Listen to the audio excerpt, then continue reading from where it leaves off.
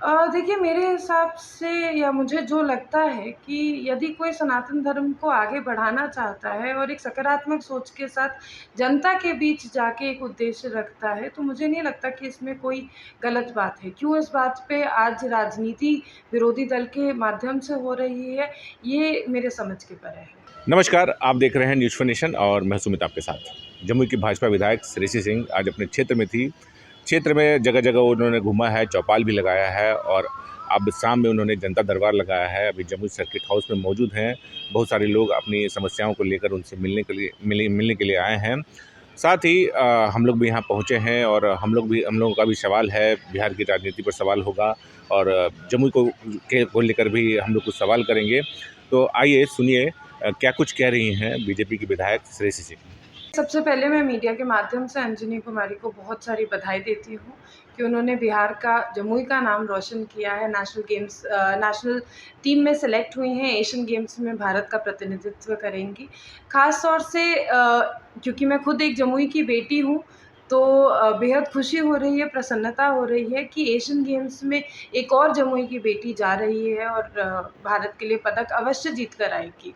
साथ ही साथ थोड़ा-सा दिल में मलाल ज़रूर रहता है कि हमने हर वक़्त कहा है कि बिहार में और ख़ास तौर से जमुई में प्रतिभाओं की कमी नहीं है, लेकिन एक सही अपॉर्च्युनिटी देने के लिए एक सही इंफ्रास्ट्रक्चर का होना बहुत ही ज़्यादा आवश्यक है। और वो इंफ्रास्ट्रक्चर हम लोग यहाँ के एथलीट्स को, ख़ास तौर से जो जैवलिन थ्रोअर्स हैं, जो शॉट पुटर्स हैं, जो बाकी एथलेटिक्स के 100 मीटर, 400 मीटर रेस दौड़ सकते हैं, उनको हम वो इंफ्रास्ट्रक्चर नहीं दे पा रहे हैं।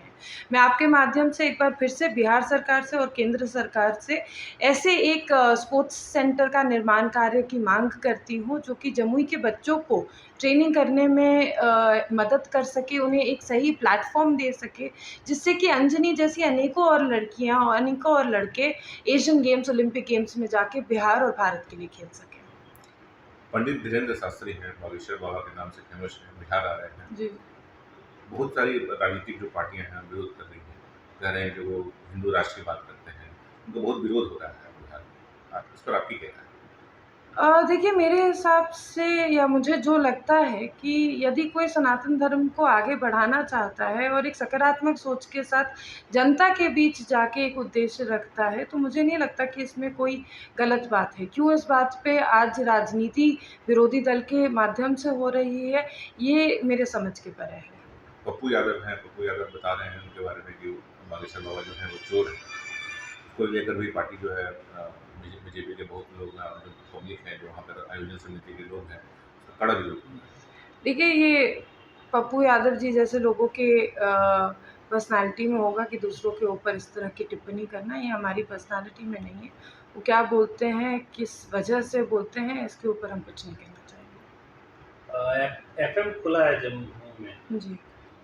नरेंद्र मोदी प्रधानमंत्री ने इसका उद्घाटन किया है, इस पे आप क्या बताएंगे? आई थिंक एक बहुत ही पॉज़िटिव डेवलपमेंट की चीज़ हुई है। सिर्फ़ जमुई में ही नहीं बल्कि बिहार के साथ-साथ पूरे भारत में टोटल 91 केंद्रों का इनॉग्रेशन हुआ था एक दिन।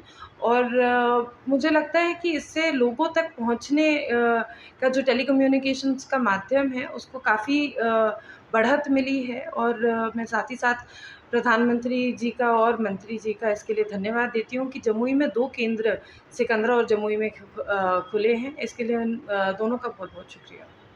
कास्ट सेंसस पर मैम क्या कहना चाहेगी? क्योंकि हाईकोर्ट ने रोक लगा दी है। हाईकोर्ट ने अब रोक लगा दी है, शुरू से विरोध हो रहा था। आई थिंक देखिए, हम सभी लोगों को अपने जो जुडिशरी सिस्टम है उसमें पूरा भरोसा रखना चाहिए और जो भी न्यायालय का फैसला होगा वो हम सबके लिए सर्वप्रिय होगा। तो इसमें थोड़ा-सा इंतज़ार करके देखने की बात है।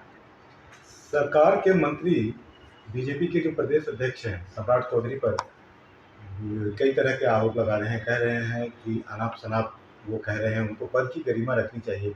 क्या कहेंगे मैम? क्या प्रदेश अध्यक्ष अनाप-शनाप कह रहे हैं? देखिए, आप तो स्वयं मीडिया में हैं और आज सबको स्मार्ट मोबाइल सबके हाथ में है। सब लोग न्यूज़ और टीवी चैनल के माध्यम से सब तरह का स्टेटमेंट पढ़ते रहते हैं, देखते रहते हैं। मुझे तो नहीं लगता कि माननीय सम्राट चौधरी जी ने कोई भी ऐसी अनाप-शनाप बात की है। यदि मंत्री जी उनके सवालों का जवाब नहीं दे पा रहे या उनके सामने कमज़ोर पड़ रहे हैं, शायद इसी वजह से वो इस तरह की बेतुकी बात बोल रहे हैं। बीजेपी के स्टार प्रचारक रहे हैं, उत्तराखंड में गए हैं और भी बहुत सारे राज्यों में बीजेपी ने आपको काफ़ी प्रमोट किया और चुनाव प्रचार में यूज किया।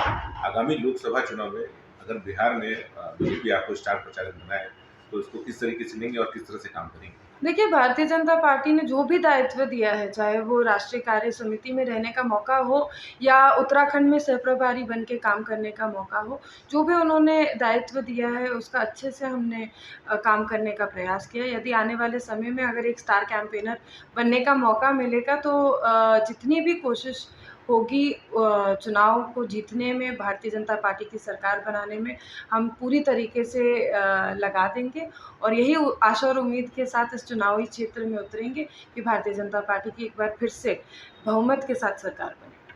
अभी कर्नाटका में इलेक्शन हो रहा है, क्या लग रहा है?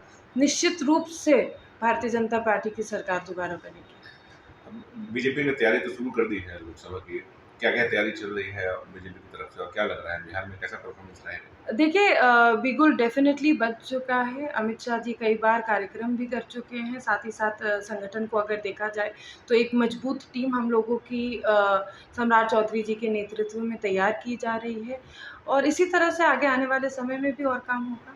काफ़ी बेबाकी से हर सवालों का जवाब दिया है बीजेपी विधायक श्रेयसी सिंह ने और स्टार प्रचारक को लेकर के भी कहा कि अगर बीजेपी मौका देगी तो वो ज़रूर बिहार में स्टार प्रचारक की भूमिका निभाएंगी और ज़्यादा से ज़्यादा सीटों पर बीजेपी को जीत दिलाने का प्रयास करेंगी। और भी बहुत कुछ बोला है, बागेश्वर बाबा को लेकर के भी बोला है और सम्राट चौधरी पर जो सरकार के मंत्री हैं उन्होंने जो निशाना साधा उस पर भी बहुत कुछ बोला है। बने रहिए हमारे साथ, देखते रहिए न्यूज़ 24 नेशन। धन्यवाद।